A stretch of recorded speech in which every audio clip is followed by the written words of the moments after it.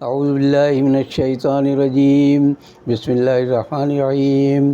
معزز خواتین و حضرات، آج گوشہ کمال کی نشست نمبر 146 یعنی 146 ہے۔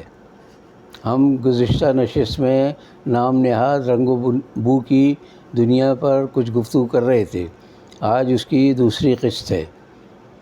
میں ایک بات شروع میں ہی بتا دوں آپ کو کہ یہ جو میں نام نہاد رنگ و بو کی دنیا کہہ رہا ہوں، تو دراصل یہ بے رنگ اور بدبو کی دنیا ہے۔ اس کا رنگ ظاہری طور پر ہے، گلیمر جسے کہتے ہیں، ظاہر میں بہت روشن چہرہ اور اندرون تاریک تر۔ تو یہ بڑی بے رنگ اور بدبو کی دنیا ہے، اور اس کو اچھے طریقے سے اگر کہا جائے، اچھی اگر ہو یہ، تو ہم کہیں گے خوش رنگ اور خوشبو کی دنیا۔ تو یہ خوش رنگ تو ظاہر تھوڑی سی نظر آتی ہے کہ بڑے رنگ و روپ نظر آتے ہیں، بہت سے سجاوٹ نظر آتی ہے، لیکن بہرحال اندر بدبودار اور سڑی ہوئی یہ دنیا ہے۔ اور اس کو ہم دراصل اخلاق و کردار کے معیار پر جب پرکھتے ہیں تو بہت ہی زیادہ یہ بھیانک نظر آتی ہے۔ میں اب ایک بات کا ذکر کر رہا ہوں کہ نوجوانی کے زمانے میں ہم جب فلمیں دیکھتے تھے کبھی کبھی، تو ایک ہیرو بہت مشہور تھا اور بڑا نام کمایا اس نے فلمی دنیا میں، ہاتھ پیچھے کر کے اور جج صاحب کہہ کر جو مخاطب ہوتے تھے وہ صاحب، ہیرو صاحب، تو بڑی تالیاں بجتی تھی اور واہ واہ ہوتی تھی۔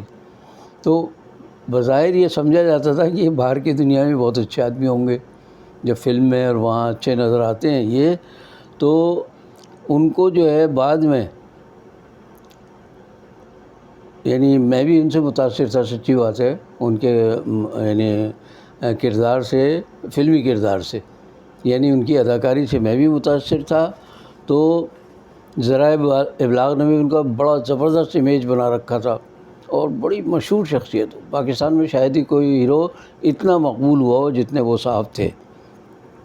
لیکن جب انہوں نے سیاست میں قدم رکھا، کسی کے کہنے پر رکھا ہے، خود رکھا پتہ نہیں، تو وہ ایک بالکل عوام دشمن جماعت اور عوام دشمن حکومت کی حمایت میں انہوں نے تقریریں کی۔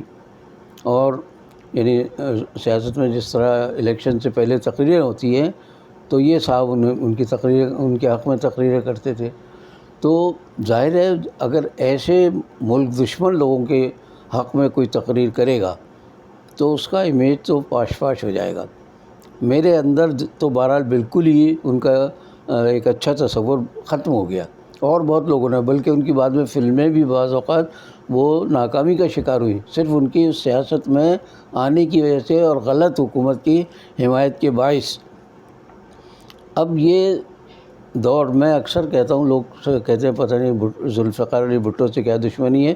ذاتی طور پر میری دشمنی ہو ہی نہیں سکتی، میں ایک ادنا سا آدمی، وہ تیسری دنیا کی بڑی مشہور شخصیت، لیکن انہوں نے پاکستان میں جو تباہی مچائی ہے وہ خیال کر کے، تصور کر کے، اب چونکہ آنکھوں سے دیکھا ہے میں نے، تو آج تک سمجھ لیجیے بڑی تکلیف ہوتی ہے دل کو۔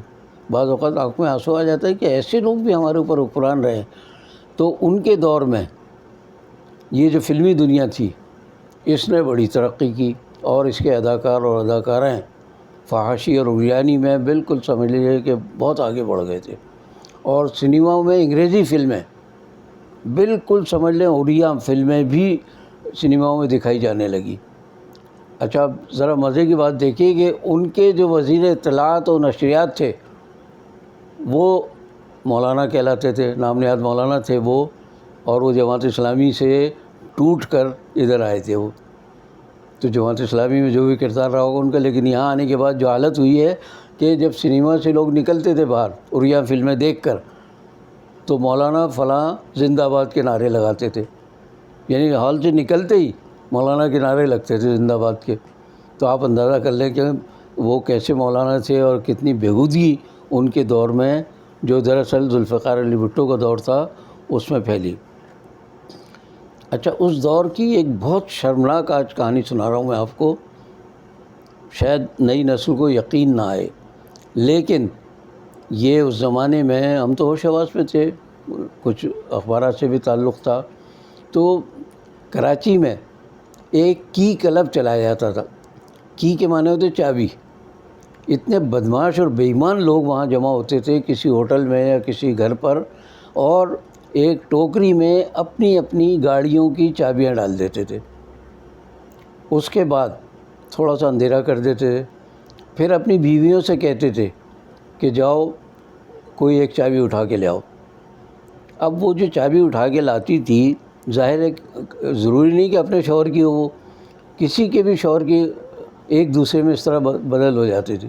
وہ چابی ایک کی الف کی, اور گاڑی جو ہے وہ بے کی, اور بیوی سین کی.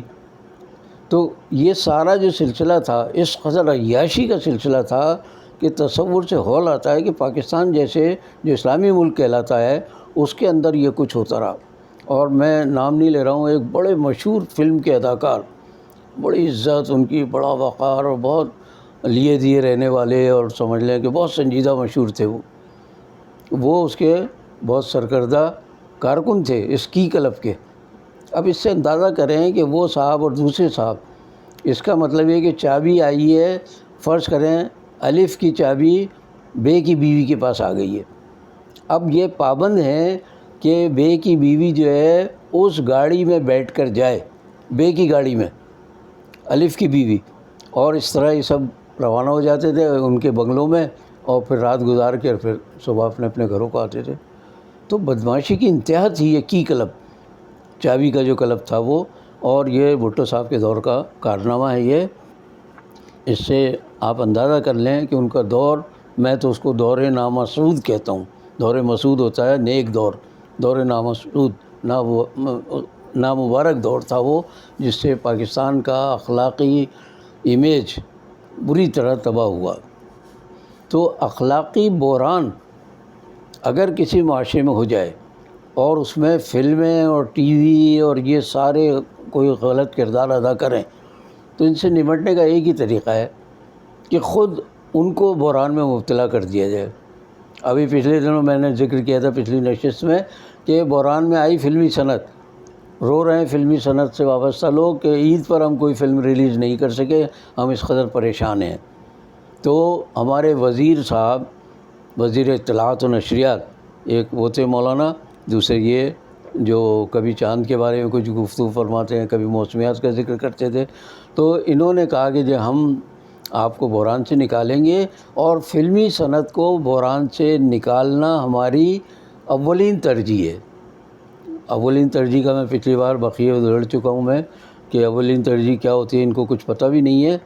تو اب ایک اور اس سلسلے کا ایک تذکرہ میں کروں کہ پاکستان میں جس زمانے تک فلموں نے بیہودگی پھیلائی, اس کے بعد پھر ٹی وی آیا, اس کے بعد ڈش کا دور آیا, اس کے بعد پھر کیبل کا دور آیا, اور آج جسے سوشل میڈیا یا سماجی ذرائع ابلاغ کا دور کہتے ہیں, اس نے تو بہت انتہا پر پہنچا دیا پاکستانی معاشرے کو فحاشی اور بے حیائی میں. اچھا, اس کا ایک پہلو یہ ہے سوشل میڈیا کا یا سماجی ذرائع ابلاغ کا کہ اس کا مثبت کردار بھی ہے. مثبت اس معنوں میں کہ جو کچھ معاشرے میں ہوتا ہے سیاسی طور پر, اخلاقی طور پر, تجارتی, معاشی جہاں, تو وہ برائیاں بھی دکھاتے ہیں اس کی کہ اس سے کیا کیا ملک کو نقصان ہو رہے ہیں, کون لوٹ رہا ہے ملک کو, کون کھا رہا ہے, اور کون اپنے تعلقات کی بنیاد پر مال بنا رہا ہے. تو یہ تو ہوا اس کا مثبت پہلو. اب آئیے اس کے منفی پہلو پر. منفی پہلو کی تو اتنی جہتیں ہیں کہ آپ تصور نہیں کر سکتے. ٹی وی کے جو کئی پروگرام ہیں, یعنی کہہ لیں تفریحی پروگرام, کبھی مارننگ شو کے نام پر, کبھی لیٹ نائٹ پروگرام, جو بھی نام دے لیں اس کو, ان میں تو اکثر بیہودگی اور عریانی, فحاشی, بدگوئی, زبان کا بھی غلط استعمال, لوگوں کو برا بھلا کہنا, یہ سب اس قدر عام ہے کہ کوئی تصور نہیں کر سکتا. اس کی وجہ میں جو سمجھتا ہوں, چاہے کوئی برا مانے, لیکن وجہ یہ ہے کہ اس لائن میں آنے والے لوگ, چاہے مرد ہوں یا خواتین, بہت کم شریف ہوتے ہیں.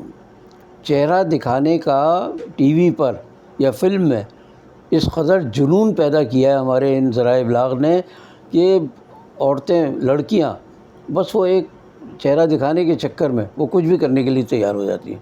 چنانچہ آپ دیکھ لیجئے فلم اور ٹی وی میں اکثریت ان لوگوں کی ہے کہ جن کے خاندان کے بارے میں بہت بری بری باتیں مشہور ہیں. اچھے اور شریف لوگ بہت کم آئے ہوں گے اس معاشرے میں، یعنی اس دنیا میں، فلمی دنیا میں اور ٹی وی کی دنیا میں. اور جو اچھے لوگ آ بھی گئے، مجھے یاد ہے کہ پھر وہ یہاں آ کر وہ بالکل ہی وہی جو نمک کی کان میں جا کر نمک ہو جاتے ہیں وہ بھی، اور ان کا بھی بہت برا حال ہوتا ہے. اب آپ ذرا اندازہ کیجئے کہ ہمارے یہاں پاکستان میں چونکہ کسی حد تک شرم و لحاظ حکومتوں کے اندر ہے کہ وہ سینسر کی پابندیاں ہیں تھوڑی سخت بھارت اور دوسرے ملکوں کے مقابلے میں، تو یہاں جو پابندیاں ہیں ان سے بچنے کے لیے ہمارے اداکار اور اداکارائیں بھارت اور دوسرے ملکوں میں جاتے ہیں، اور وہاں جا کر آپ دیکھ لیجیے سوشل میڈیا پہ تصویریں ان کی ہیں، وہ وہاں جا کر بالکل تقریباً بے لباس ہو جاتے ہیں. کوئی شرم حیا نہیں رہتی وہاں جا کر کہ وہ پاکستان سے نکل آئے، آزاد ہو گئے اب ہم. تو ان کے تصویریں ساری نظر آتی ہیں وہ، اور ان کا ایک عالم یہ ہے کہ سوشل میڈیا پر ذرائع ابلاغ میں اب تھوڑی سی پچھلے دنوں سے تھوڑی زیادہ پابندی ہو گئی، ورنہ ان کی اتنی عریاں تصاویر اور ویڈیو فلمیں موجود ہیں وہاں، اور بڑے انہیں کوئی شرم نہیں آتی ہے. وہ سمجھتے ہیں کہ ہم دنیا میں مقبول ہو رہے ہیں. بھائی اگر لباس اتار کے مقبول ہونا ہو تو یہ مقبولیت نہیں ہے، عدم مقبولیت ہوتی ہے یہ. تو خیر، اب ایک اور بات جو ہے کہ یہ لوگ جو ہیں یہی ہمارے ملک کے معزز لوگ ہیں، ہیرو ہیں، لیجنڈ ہیں. لیجنڈ پہ ایک بار بات یاد آ رہی ہے مجھے کہ لیجنڈ کہنا بھی نہیں آتا لوگوں کو، لیجنڈ لکھتے ہیں. وہ اخبار میں چے سے لکھتے ہیں، وہ لیجنڈ لفظ ہے، بولتے بھی لیجنڈ ہے، اور پتہ نہیں لکھتے بھی لیجنڈ ہے، چے سے لکھتے ہیں جیمی کی وجہ. یہ تو عالم ہے ان کی قابلیت کا. تو خیر، اب آخری بات میں کہنا چاہتا ہوں کہ بہت سے اداکار اور اداکارائیں آخری عمر میں بڑی قسم پرسی کی زندگی گزارتے ہوئے دکھائی دیتے ہیں. اب اتنا کمانے والے وہ کیسے قسم پرسی میں مبتلا ہوتے ہیں؟ وجہ صرف وہی ہے، عیاشی، شراب نوشی، فحاشی، سارا پیسہ اس پہ لوٹا دیتے ہیں یہ لوگ، اور آخری عمر میں خلاش ہوتے ہیں. پتہ چلا کہ ٹی وی کے لوگ پہنچے، کیمرے دیکھیں بھائی کس حال میں، دیکھیں بیچاری اتنی بڑی اداکارہ تھیں، اتنے بڑے اداکار تھے، آج ان کا حالت دیکھ لے. میں ایک بہت سینئر شخص کے بارے میں جانتا ہوں، ٹی وی کا بہت مشہور فنکار، بہت قابل اداکاری میں. وہ جوا کھیلتا تھا. اب ظاہر ہے جوا کھیلے گا تو انسان تھوڑی کوئی مالدار بن جائے گا، اکثر تو جوا میں ہارتے ہی ہیں لوگ. تو ساری رقم عیاشی میں اڑا دینے کے بعد یہ قسم پرسی کا اپنا حال بیان کرتے ہیں. لیکن ان میں سے بہت سے آخری عمر میں بھی لندن اور امریکہ جا کر علاج کراتے ہیں. تو وہی جب آپ اتنی قسم پرسی کی حالت میں ہیں تو لندن اور امریکہ جانے کے پیسے کہاں سے آ گئے؟ یہ وہ لوگ ہیں. مجھے پچھلے دنوں پتہ چلا کہ ان میں سے کچھ اداکاروں کا باقاعدہ ٹی وی میں نام آیا، الگ الگ ریٹنگ جیسے کہتے ہیں نا کہ نمبر 1 فلاں اداکارہ. یہ ایک ہفتے کا کوئی قسط وار پروگرام ہوتا ہے ٹی وی کا، تو یہ 3 لاکھ لیتی ہیں. پھر اس کے بعد دوسرے نمبر پہ فلاں اداکارہ جو 5 لاکھ لیتی ہیں. پھر ہوتے ہوتے آخری 10 نمبر کی جو اداکارہ بتائی ہے، یا 10 نمبر سے شروع ہو کے پہلے نمبر کی اداکارہ، تو پتہ چلا 25 سے 30 لاکھ روپے ایک ہفتے کی، یہ لوگ جو ایپیسوڈ کہتے ہیں، ایک ہفتے کی قسط وہ تیار کرنے میں 25 سے 30 لاکھ روپے لیتی ہیں یہ اداکارائیں. بھائی اتنا اچھا پھر یہ کہ اکثر ٹیکس چور ہوتے ہیں یہ لوگ، پورا ٹیکس نہیں دیتے حکومت کو اتنا کمانے کے باوجود. ایف بی آر والے اور پیچھے پیچھے پھرتے ہیں، تو پھر اپنے اثر و رسوخ جو سیاست میں بھی ہے ان کے، وہ استعمال کر کے ان سے بچنے کی کوشش کرتے ہیں، اور اکثر کامیاب بھی ہو جاتے ہیں. تو ان کے اوپر لاکھوں کے ٹیکس واجب الادا ہوتے ہیں. اچھا، اس کے مقابلے میں نیا کوئی اداکار جائے تو پروڈیوسر یا ڈائریکٹر کہتا ہے کہ جی اتنے پیسے دیں گے بھائی، اس وقت ہمارے حالات بہت خراب ہیں. کیوں خراب ہے بھائی؟ کہ سارے بڑے اداکار جو ہیں وہ لے جاتے ہیں، ہمارے پاس بچتے ہی نہیں ہیں. اب آپ آئے ہیں، شوق ہے آپ کو چہرہ دکھانے کا اپنا، تو چلیے ہم آپ کو کام دے دیتے ہیں. اب انہوں نے کام دیا 1000 2000 5000 کا. اب وہ اس شوق میں کہ بھائی آ تو رہا ہوں میں. اب وہ چیک ملا ان کو، تو پھر بعد میں پوچھا پروڈیوسر صاحب نے، بھائی وہ میں نے آپ کو چیک دیا تھا وہ مل گیا آپ کو؟ کہہ لیں ہاں جی 2 دفعہ ملا وہ.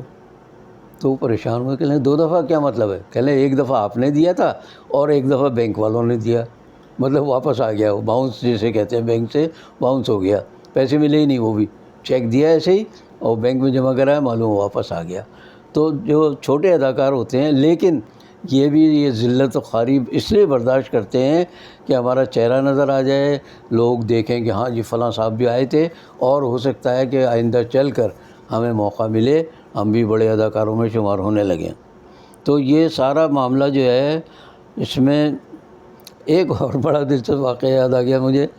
ایک اداکارہ سے پوچھا کہ بھئی آپ کی جو ہے اپنے تیسرے شوہر سے کیسے ملاقات ہوئی؟ وہ کہنے وہ اتفاقیہ ہوئی۔ کہنے کیسے؟ کہنے میں جا رہی تھی اپنے دوسرے شوہر کے ساتھ، تو انہوں نے ٹکر ماری، تو اس نے تیسرے شوہر نے ٹکر ماری، تو میرے دوسرے شوہر یعنی فوت ہو گئے، انتقال ہو گیا۔ تو اس طرح اچانک اور اتفاقیہ ملاقات ہوئی، اسے میں حسن اتفاق کہتی ہوں۔ تو اس طرح اب یعنی دوسرا شوہر تیسرے شوہر پہ خوش ہیں کہ دوسرے شوہر کو مار کے یہ بن رہا ہے میرا شوہر۔ تو عجیب ہی اخلاقی بے حسی کا پورا دور ہے یہ، جس کو ہم فلمی دنیا کا دور کہتے ہیں، یا ٹی وی میں بھی اکثریت، بار بار اکثریت لفظ استعمال کر رہا ہوں، سب نہیں ہے۔ کوئی مجھ پر مقدمہ کرے تو میں کہوں گا بھئی آپ کو تو نہیں کہا میں نے، آپ کے یعنی چور کی داڑھی میں تنکا والا مسئلہ ہو رہا ہے شاید، کہ آپ سمجھ رہے ہیں کہ آپ ہی ہیں وہ، اکثریت میں اگر آپ ہیں تو ٹھیک ہے، ورنہ اقلیت میں بھی تو لوگ ہیں نا۔ بہت اچھے اقلیت پہ یاد آیا کہ ہماری ایک اقلیتی سمجھ لیں مسلکی یا کچھ جو بھی کہیں، ان کے لوگ فلمی دنیا میں زیادہ ہوتے ہیں۔ اب یہ وجہ انہی سے پوچھ لیجئے کہ آپ کے لوگ کیوں فلمی دنیا میں جاتے ہیں، یہ فحاشی کی، بے ایمانی کی، بدمعاشی کی جو دنیا ہے، اس میں کیوں جاتے ہیں؟ یہ وہ جواب دینا ان پر واجب ہے، میری ذمہ داری نہیں ہے۔ آج کی نشست میں اس دنیا کے معاملے کو ختم کرتے ہوئے اختتام تک لا رہا ہوں، اور آخر میں آپ سے درخواست کر رہا ہوں کہ آپ میرے اس پروگرام کو سبسکرائب کریں، لائک کریں اور شیئر کریں، تاکہ یہ ہمارا پیغام زیادہ سے زیادہ لوگوں تک پہنچ سکے، باقی بشرط زندگی باقی۔